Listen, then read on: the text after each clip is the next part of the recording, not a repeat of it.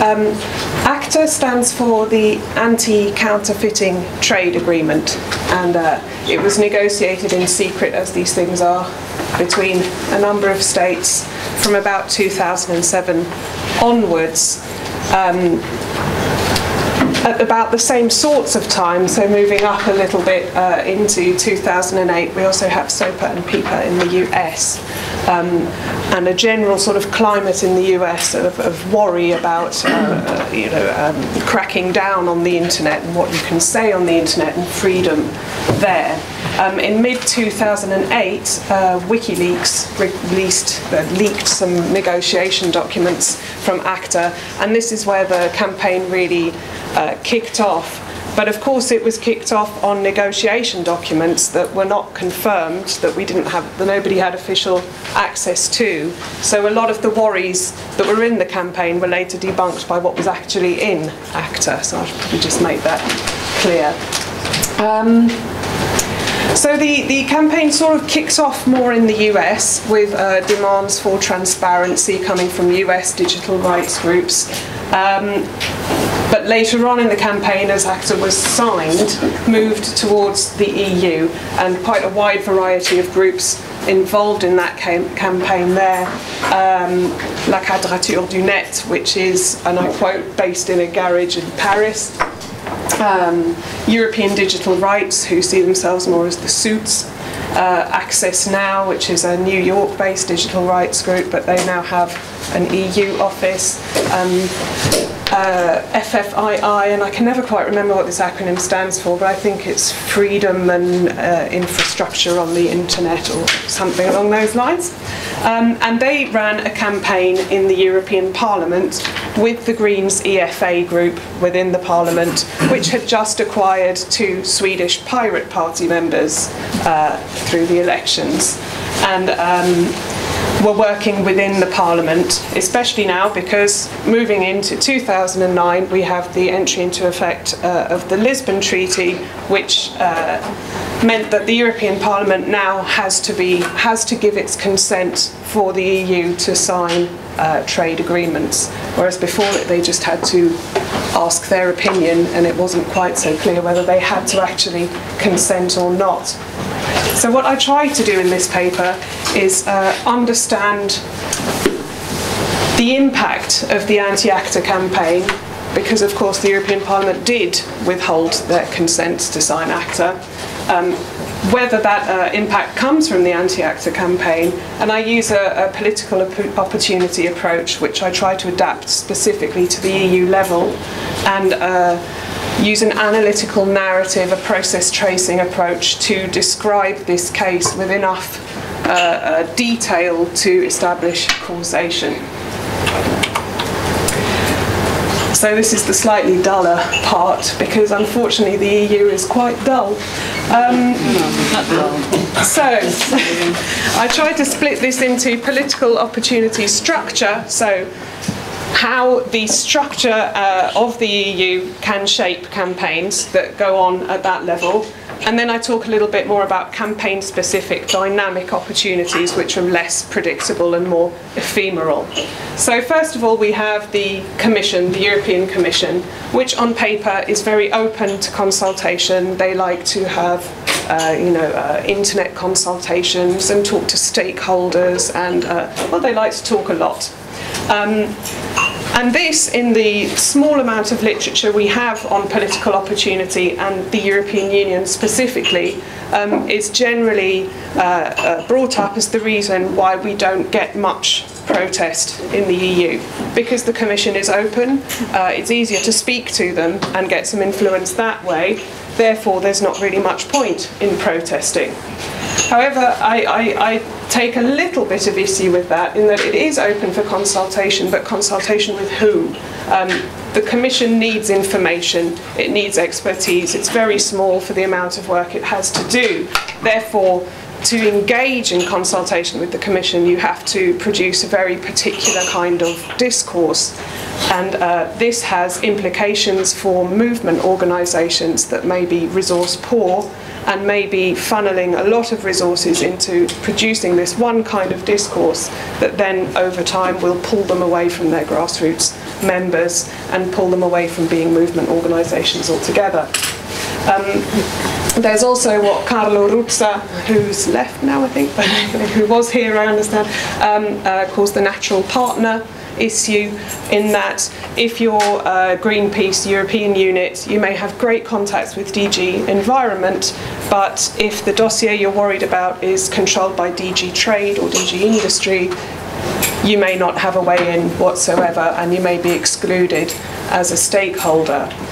And generally in the EU, the big dossiers, the ones that often count, do tend to be with those core DGs, enterprise, industry, those sorts of things. So even if you do have good contacts, they may not count when it's really important. And the other point there is that the Commission is not unitary. So we have to think about the different DGs within the Commission as well. So it all gets very complex. The European Parliament obviously likes to hold itself up as the only elected institution at the European level, and probably wants to be seen as receptive to civil society for the sort of classical reasons of re-election, obviously. But again, things get complicated there, and one way of thinking about that is thinking about the different cleavages within that institution. This is based on work by Amandine Crespi. So if we think about the ideological cleavages, sectoral, geographical and interinstitutional, we can have a lot of different things coming into play when we're campaigning in the EU. So you might be lobbying MEPs according to their ideology.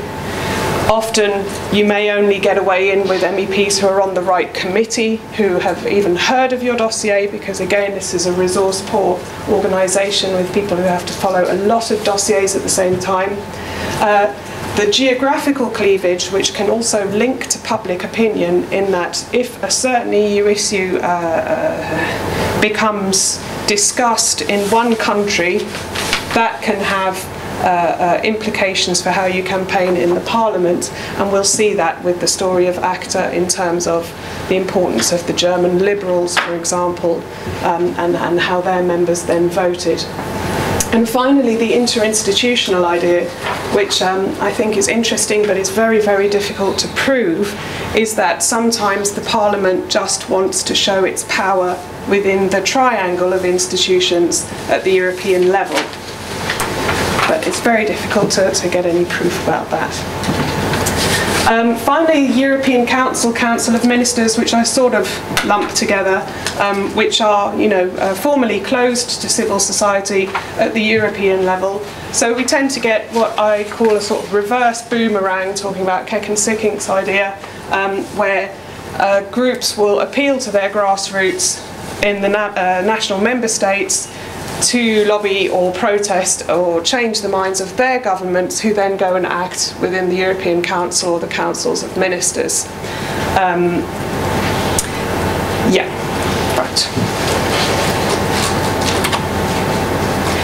Then we have all the dynamic stuff, so the things that happen during various campaigns. And to try and put some order on how I think about that, I use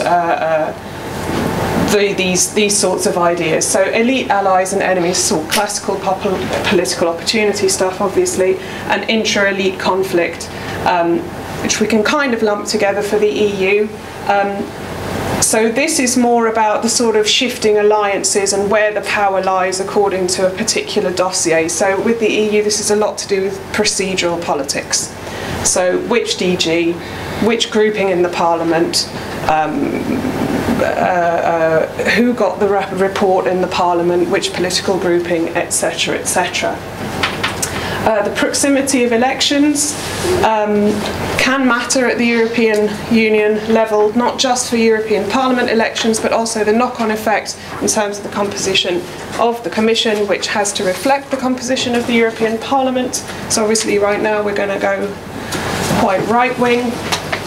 Public opinion, which comes back to what I mentioned in terms of geography in the European Parliament, is that in other work that I've done on EU campaigns, I've found that if the EU is being talked about, even on a general level, so campaigns that went on during the negotiation of the constitutional treaty and the referenda that said no to that constitutional treaty, campaigns had a lot more effect, especially where they used protest. So the idea that various actors within the EU will respond better to campaigns when they feel they're being looked at more, which is not often in the case of the EU, that you get interest in specifically European issues. And finally, the presence and strength of counter-campaigns, which is sort of self-explanatory. So very quickly, the anti-ACTA campaign, as I said, May 2008, WikiLeaks leaked some documents, so people started to realise what was going on with this document, and the first actions were asking for legitimate access to documents in the US. Then moving to the EU, we get the analyses of the leaked documents by these groups that I mentioned earlier, and these are all sort of quite institutionalized advocacy groups based Paris and Amsterdam and Brussels. In March 2010, we get the European Parliament opens a resolution demanding transparency, because the European Parliament at this point don't have access to any of the documents for ACTA because the treaty changed in the middle of it and the Commission had kept them secret. Now the European Parliament has to give its consent. Suddenly they think, well, maybe we should be allowed to read these documents. And the activism there is coming from the Greens EFA group and the Pirate Party members within that, and La Quadrature du Net. However, by November 2010, things are sort of falling off a bit, not so much attention. Another European Parliament resolution is passed that's a bit more favourable to ACTA. So the groups are feeling quite despondent by this point, and they decide that their only option is to try and push for a European Court of Justice ruling about the compatibility of this treaty with the Charter of Fundamental Rights, which is now recognised in the treaties. So hardly the stuff of serious mobilisation in the streets. Out of the blue, in January 2012, and as far as I can tell, all the people I've interviewed, nobody knew this was happening, nobody knew this was brewing, the Poles started protesting against ACTA in about -12, jumping up and down in squares, and I think the chant was, if you stop jumping, you love ACTA, or something like that. So they were clearly very cold. And this was just a few days after the Sopa Pipa blackouts of Wikipedia, of Reddit, in the US, which in turn came on the heels of the Wikipedia blackouts in Italy against similar internet gagging laws. So clearly a sort of cycle of contention developing there. And on the back of those protests, suddenly the Commission says, oh right, okay, yes, we'll refer that to the European Court of Justice, which is now seen as a delaying tactic. A number of member states reversed their decision to sign, or they stopped ratification procedures, or they said, well, we'll wait and see what the European Parliament says. So here we have a clear split, a public split in the European Council that we don't often know about. The European Parliament rapporteur, Kader Arif, resigned. The 9th of June, some of these groups, especially La Quadrature du Net, have managed to get into contact with the protesters, and they've organised a global day of action.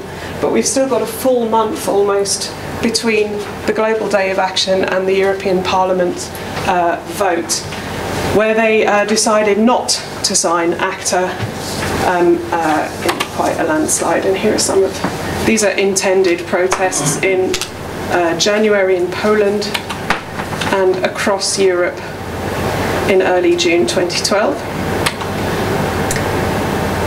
So in terms of political opportunity, we can see we've got a closed commission.